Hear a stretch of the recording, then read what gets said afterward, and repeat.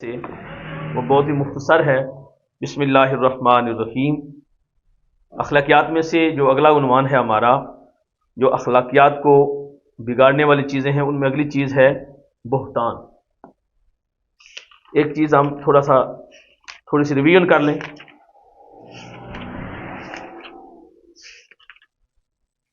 اخلاقیات کو بگاڑنے والی پہلی چیز غصہ ہے، دوسری حسد ہے، اور تیسری لالچ ہے، اور چوتھی کنجوسی ہے، اس کے علاوہ بخل ہے، تکبر ہے، غرور، چغلی، غیبت۔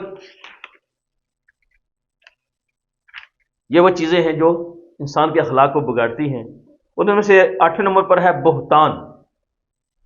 بہتان یہ ہوتا ہے محض کسی پر الزام تراشی کرنا، محض کسی پر الزام لگانا۔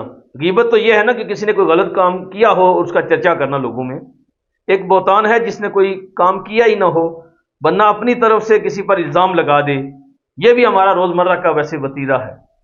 ہم بیٹھے بیٹھے اندازہ لگا کے آتے ہیں فلانا بندہ ایسا ہوگا، فلانا جو گزر گیا یہ ایسا ہوگا، حالانکہ احتمال ہمیں بھی ہوتا ہے، شک ہوتا ہے، لیکن اس کے باوجود ہم مزہ لینے کے لیے بات کو بڑھاتے ہیں، کسی کی پگڑی اچھالتے ہیں۔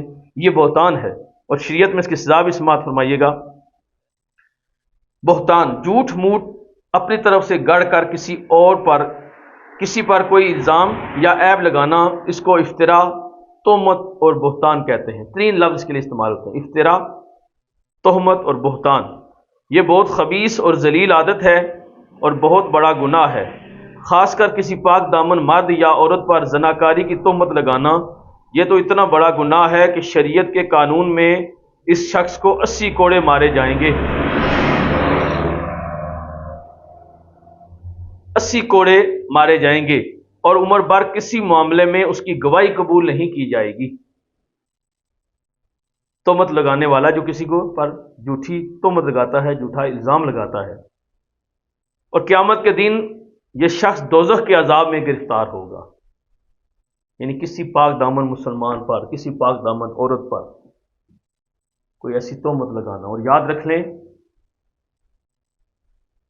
کوئی ایسا گناہ اگر ہوتا بھی نظر آئے شریعت کے قانون کے مطابق جس پر آپ کے پاس گواہ نہ ہو، اگرچہ کوئی گناہ کر رہا ہو لیکن اگر گواہ پورے نہ ہوں، اس میں بھی مقدمہ دائر کرنے والے کو سزا ملے گی 80 کوڑے۔ یہاں سے آپ اندازہ کریں کہ مسلمان کی عزت کتنی قیمتی چیز ہے۔ اور یہاں تک کہ ہماری رہنمائی کی گئی ہے کہ کسی کا بہتر ہے پردہ رکھ لیں۔ اگر معاشرے میں وہ خرابی بڑھتی نہیں ہے، معاشرہ آپ سے اثر انداز نہیں ہوتا، یا آپ کی براہ راست اس میں کوئی مداخلت نہیں ہے، تو پردہ رکھ لیں۔ مولا علی شیر خدا کرم اللہ وجہ الکریم کو جو خرقہ ولایت عطا ہوا تھا، نبی کائنات صلی اللہ علیہ وآلہ وسلم نے جب وہ خرقہ ولایت لے کے آئے تو جناب حضرت صدیق اکبر رضی اللہ تعالیٰ عنہ سے پوچھا کہ ہم آپ کو یہ خرقہ دیں تو آپ کیا کریں گے؟ آپ نے عرض کی کہ ہم صداقت کو عام کریں گے۔ جناب فاروق نے عرض کی ہم عدالت کو عام کریں گے۔ جناب عثمان نے عرض کی کہ ہم حیا پھیلا دیں گے دنیا میں۔ حضرت علی شیر خدا سے جب پوچھا گیا تو آپ نے ارشاد عرض کی، یا رسول اللہ، میں لوگوں کے پردے کروں گا، عیب ابو پر پردے رکھوں گا، میں لوگوں کی عیب پوشی کروں گا، میں لوگوں کے گناہوں کو ظاہر نہیں کروں گا۔ تو اس وقت نبی پاک علیہ السلام نے آپ کو وہ خرقہ ولایت عطا فرمایا، اور ارشاد فرمایا کہ رب تعالیٰ نے مجھے یہ سوال کرنے کا حکم بھی دیا تھا، اور فرمایا تھا جو یہ جواب دے گا، یعنی جو حضرت علی شیر خدا نے دیا ہے، جو یہ جواب دے گا اس کو یہ خرقہ ولایت آپ نے عطا کر دے گا۔ تو کسی مسلمان کے عیوب کی پردہ پوشی کرنا یہ اللہ کے نزدیک بہت محبوب عمل ہے، اور یہ صالحین کا عمل ہے، یہ اللہ والوں کا عمل ہے۔ اللہ تعالی ہم سب کو اپنے معاملات کا احتساب کرنے کی توفیق عطا فرمائے، اور دوسروں کی عیب پوشی کرنے کی توفیق عطا فرمائے۔ دعا کریں۔